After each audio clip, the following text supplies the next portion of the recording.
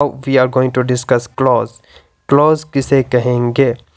सो clause को हम define करते हैं part of a sentence that contain verb.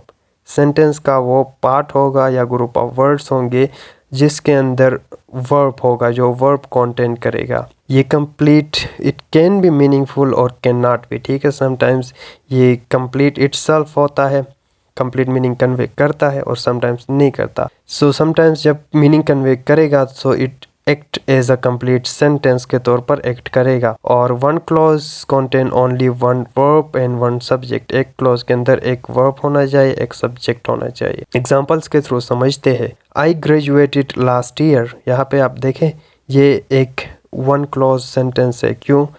ये क्लॉज भी है और ये पूरा मीनिंग दे रहा है, इसीलिए ये एज अ सेंटेंस एक्ट करेगा। सो वन क्लॉज सेंटेंस आप कह सकते हैं, क्योंकि इसके अंदर सब्जेक्ट है आई, इसके अंदर वर्ब है graduated, I graduated last year. फिर हमारे पास टू क्लॉज सेंटेंसेस हो सकते हैं जिसमें दो क्लॉजेस हो। For example when I came here, ये एक क्लॉज है, कॉमा लगा दिया हमने।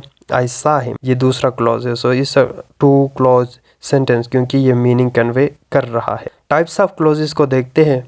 बेसिकली 4 टाइप्स है। इंडिपेंडेंट क्लॉज जिसको मेन क्लॉज कहा जाता है, डिपेंडेंट क्लॉज जिसको सब ऑर्डिनेट क्लॉज कहेंगे, then we have relative clause जिसको एडजेक्टिव क्लॉज कहेंगे, फिर noun clause. So I will be focusing on the 2 major types. जो मेजर टाइप्स है इंडिपेंडेंट क्लॉज और डिपेंडेंट क्लॉज, क्योंकि वो मेजर कॉन्सेप्ट जब आप समझ गए it's enough. So independent clause किसे कहेंगे? तो मैं इंटरचेंजेबली ये वर्ड्स यूज़ करूँगा।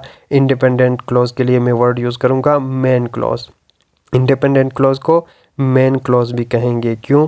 क्योंकि ये वो क्लॉज होता है जो इंडिपेंडेंटली अपना मीनिंग कन्वे कर रहा होता है। ये दूसरे क्लॉज के ऊपर डिपेंड नहीं करता मीनिंग कन्वे करने के लिए। रादर ये खुद अकेला स्टैंड अलोन कर सकता है, अकेला ही मीनिंग कन्वे कर सकता है। Okay, an independent clause contain a verb and subject. इसके अंदर एक सब्जेक्ट होगा, एक वर्ब होगा। सो इसका ये मतलब है कि ये मीनिंग देगा, और ये मेन क्लॉज से स्टैंड अलोन कर सकता है। It can convey complete thought, और इट इज़ मे बी ये दूसरे कोऑर्डिनेटिंग, और इसको जो है मेन इंडिपेंडेंट क्लॉज, इसको कनेक्ट किया जाता है एक सेंटेंस के अंदर एक दूसरे के साथ। किसके थ्रू? कोऑर्डिनेटिंग कंजंक्शंस के थ्रू। और you might better know, parts of speech में मैंने डिस्कस किया हुआ है। कोऑर्डिनेटिंग कंजंक्शंस 7 होते हैं, और उनको याद रखने का एक फार्मूला है। शॉर्ट फॉर्म में फैन बॉयज़ कह सकते हैं, ठीक है, जिसमें for, and, but, not, yet, ये सारे आ जाते हैं। सो मैं आपको एक एग्जांपल दूं इंडिपेंडेंट क्लॉज का। I went to the store. यहाँ पे आप देखें सब्जेक्ट है आई, वेंट है वर्ब। सो एक सब्जेक्ट है, एक वर्ब है, मीनिंग कन्वे कर रहा है। सो ये एक इंडिपेंडेंट क्लॉज है। बात समझ में आ गई? अभी डिस्कस करते हैं डिपेंडेंट क्लॉज। डिपेंडेंट क्लॉज इसका उल्टा कर दो कि कोई ऐसा क्लॉज जो कोई खुद से अकेला स्टैंड अलोन नहीं कर सकता, रादर देन ये डिपेंड करता है इस मेन क्लॉज के ऊपर अपनी मीनिंग को कंप्लीट करने के लिए, कन्वे करने के लिए मीनिंग। और इस डिपेंडेंट क्लॉज को हम ज्वाइन करते हैं यूजिंग सब ऑर्डिनेटिंग कंजंक्शन। और सब ऑर्डिनेटिंग कंजंक्शन कौन से हो गए? बहुत ज़्यादा है। सो इनको याद रखने का इनका भी एक फार्मूला है, शॉर्ट फॉर्म है, ठीक है।